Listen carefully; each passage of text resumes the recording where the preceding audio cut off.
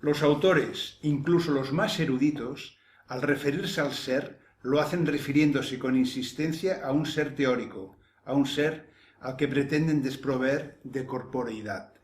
En efecto, parecen referirse dichos autores a un ser inmaterial, a un ser impreciso y, en definitiva, inexistente. No parecen ser capaces de escribir sobre la verdad del ser corpóreamente manifestada. Lo cierto es que ante tanta teoría falaz y vacía, lo único que realmente hay es reflexión y acción inmediatas del ser ante su propia vida, del ser temporal que crea sin cesar hipótesis y que pretende dar respuesta a las mismas según sus posibilidades.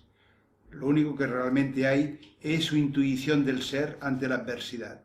Sí, lo único que hay es decadencia del ser, a la vez que un constante empeño del propio ser en sobrevivir, en cumplir con el esotérico rito de la vida, en llevar a cabo no se sabe qué extraña obligación existencial, secreta e inexorable.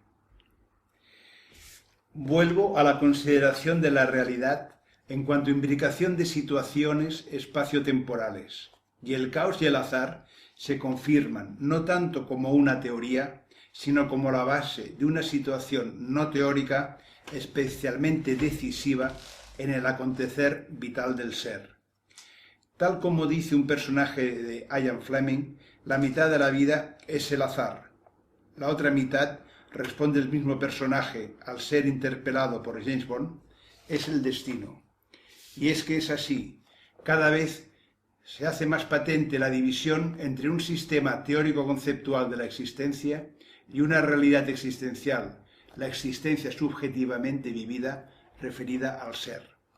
Además, y todo forma parte de la misma situación, tan pronto consideremos una nueva dimensión del ser, aparecerán de forma inmediata los conceptos de valoración, duda, posibilidad, temporalidad, es decir, la sensibilidad reflejándose en la corporeidad. Porque en cuanto surja una idea significativa y aparentemente consistente, surgirán a su vez las diversas apreciaciones de la misma. En cuanto se considere una estructura conceptual inicialmente segura, resplandecerá a su lado la luz ofuscadora de la posibilidad. Ante tanta afirmación categórica sobre todo aquello que se pretende dar como conocido, es inevitable preguntarse: ¿dónde están los indubitables criterios elucidatorios? Y sobre todo, proximidad y lejanía del ser, movimiento alternativo que sobre mí incide divisorio. Algo esencial en la reflexión trascendental queda siempre al margen. No hay movilidad conceptual en los actos del ser. Además, todo acto del ser se sitúa inevitablemente ante el caos devorador de la existencia. Reflexionando sobre cuanto ya llevo escrito, puedo decir que no creo haber hecho, sino intentar expresar de forma parcial aquello que sobre el ser se mantiene amenazadoramente extenso. Sabemos que es característico del ser desconocer el remoto origen de su especie y que este desconocimiento determina el pensar y el hacer del propio ser. Tal es la limitación del ser en su camino ineluctable hacia la nada. Pero pese a todo, yo intento alzarme desde las ideas por mí intuidas. Pero pese a todo, yo me excluyo de la aceptación de cuanto no constato. Pero pese a todo, yo me rebelo contra lo que sin poder ser entendido nos inclina y nos anula. Yo creo que hay un modo absolutamente ajeno a... Me he equivocado. Yo creo que hay un mundo absolutamente ajeno a cada ser. Es un mundo uniforme, lineal y preconcebido. Y creo asimismo que hay otro mundo, que siendo también externo al ser, se encuentra sin embargo adjunto al mismo. Es un mundo único, inmediato e inevitable. También existe un tiempo, lineal, que parece estar determinado, objetivado y cuyo paso sabemos inexorable. Y a la vez hay lo que podríamos definir como un tiempo subjetivo. Este es aquel que coincide con la percepción continua que el ser tiene de su propia vivencia existencial. De este tiempo subjetivo se destaca sobre todo el sentir íntimo de su tránsito. Y parece ser que no hay más mundo que este, ni más verdades que la corporeidad del ser y la temporalidad de la misma, y que no hay, si quiera o no, clase alguna de hipótesis racionales de trascendencia. En el libro de Susan Blackmore, Conversaciones sobre la conciencia, Dan Dennett habla un poco, peyorativamente creo, de la filosofía en el vacío. En mi sentir, la filosofía está muy relacionada con el vacío, precisamente. Parte del pensamiento tiene lugar, en efecto, en y desde el vacío, pero sobre todo la filosofía lo es ante el vacío y a la vez acerca del vacío. Vivimos en un sistema referencial, o en un sistema de sistemas referenciales, como he podido leer, pero una falta real de referencias trascendentales hace que nuestras afirmaciones, nuestras convicciones incluso, resulten inconcretas, por muy extensa y elaborada que sea su expresión. ¿Existe, cabría preguntarse, un método referencial? ¿Qué referencia es posible constatar, estando tantas ideas en el vacío, careciendo las mismas de la menor sustentación determinada, al hallarse fuera de cualquier sistema, por elemental que sea la composición de este último? ¿A dónde me refiero cuando pienso? ¿Qué espacio intelectual se mantiene con un significado seguro a través del análisis temporal? Y es que sin referencias, los pensamientos, por más que se pretendan trascendentales, incurren inevitablemente en una estéril circularidad. Una aproximación a la relación entre imagen y pensamiento en los escritos de Giacometti. Yo no conocía los escritos de Giacometti hasta que leí el libro de Matti Megget, Diálogo en el vacío y otros escritos, de la editorial Antonio Machado. Que Giacometti fue un gran escultor se comprueba observando esculturas tales como el carro, hombre paseando, gato, busto de Diego, entre otras. Además de artista, Giacometti fue un gran intelectual, un profundo pensador. Ahora que he leído sus escritos, he creído que sería muy interesante elegir de entre todos sus pensamientos aquellos que, a mi juicio, son más atractivos, más densos en sus conceptos. Me he permitido insertar unos comentarios y anotaciones a tan espléndidos textos. Giacometti tenía para mí una característica fundamental como pensador, una visión crítica de la realidad, una visión profunda. Estas que incluyo a continuación son partes de sus escritos, las que van en cursiva, a las que siguen mis comentarios. 1. Doy vueltas en el vacío y miro el espacio. Cierro la cita.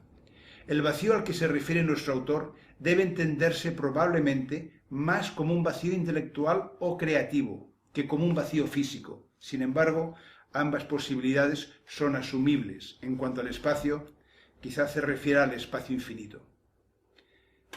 2. Solo puedo hablar indirectamente de mis esculturas y decir parcialmente qué las ha motivado. Cierro la cita. Ciertamente, cualquier autor solo puede opinar de forma indirecta de sus obras y de la calidad de las mismas, para evitar criterios subjetivos de valoración, tan fácilmente erróneos. Al autor le corresponde únicamente realizar la obra y que la misma supere su propia autocrítica. A partir de este momento, solo puede aportar criterios no valorativos. 3. El único elemento permanente y positivo en Callot es el vacío, el gran vacío abierto en el que sus personajes gesticulan, se exterminan y se anulan. Cierro la cita. El vacío al que vuelve a aludir Giacometti quizás sea también aquel relacionado con la angustia que produce la nada existencial. 4. Esto me llevaría a hablar de la dimensión de las cabezas, de la dimensión de los objetos, de las relaciones y las diferencias entre objetos y seres vivos. Cierro la cita. La conceptualización de la forma de las obras por sus autores es subjetiva, en su mayor parte, y pertenece a la intimidad del artista o autor.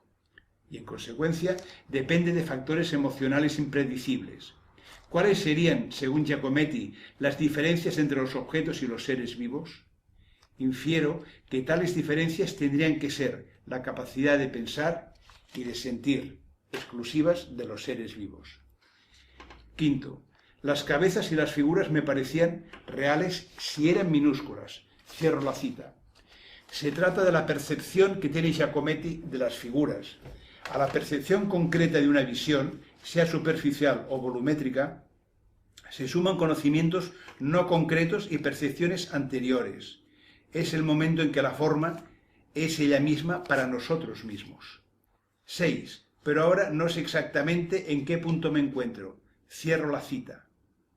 Ello probablemente porque nuestro autor debía carecer, al menos cuando concibió la frase anterior, de puntos específicos de referencia. En realidad, la falta de puntos de referencia es una carencia tanto en el ámbito del pensamiento y del arte como en la mayoría de los procesos que tienen por objeto los valores, carencia que se vuelve más importante cuanto mayor es la trascendencia del aspecto a tratar.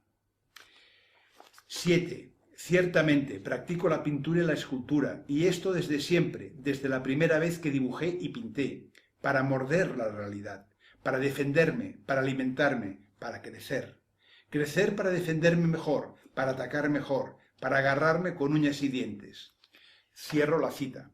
Señala en este maravilloso párrafo el escultor suizo sus convicciones más profundas, las cuales constituyen el andamiaje de la fuerza de su voluntad, voluntad que se manifiesta ante un mundo adverso y también en su lucha vital por sobrevivir, en su deseo de querer seguir adelante, en su intento de superar tantos obstáculos que a menudo parecen imposibles de ser superados.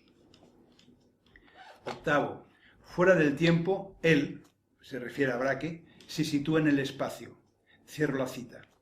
La no temporalidad implicaría una situación determinada del artista o de su obra, o quizá de ambos, en el espacio. Asigna Giacometti al espacio el carácter de atemporal. Parece ser el lugar de la no temporalidad y, por tanto, en cierto sentido, un lugar de libertad. Eliminar el tiempo significa eliminar sus condicionantes, las limitaciones que éste implica en cualquier ser humano, incluyendo, por tanto, a los artistas.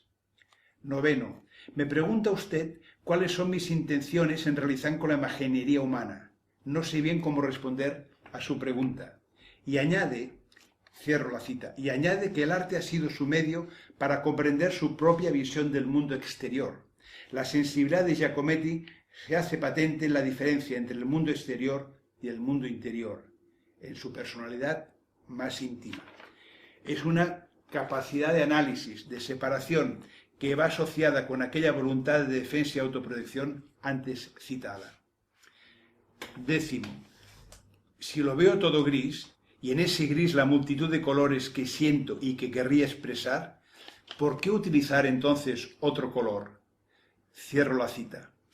Se trata aquí de establecer una identificación entre una parte de la forma, el color, y una parte del pensamiento, el sentimiento del propio artista. El gris, por otra parte, es un color con un gran significado emotivo y expresivo. Es asimismo el color de la aceptación. 11. Me parecía absurdo correr tras una cosa, la representación de la realidad, que estaba llamada al fracaso desde el principio. Cierro la cita. Y más adelante, los artistas modernos quieren poseer la sensación que tienen de la realidad más que de la realidad misma. A mi modo de ver, la representación de la realidad tiene en los verdaderos artistas no poco de interpretación, de expresión del sentimiento y de la manera de ver esa propia realidad. No se trata únicamente de formas y colores, de un proceso mimético de reproducción de lo que se ve. Se trata de añadir a la obra artística una parte de la propia sensibilidad del autor.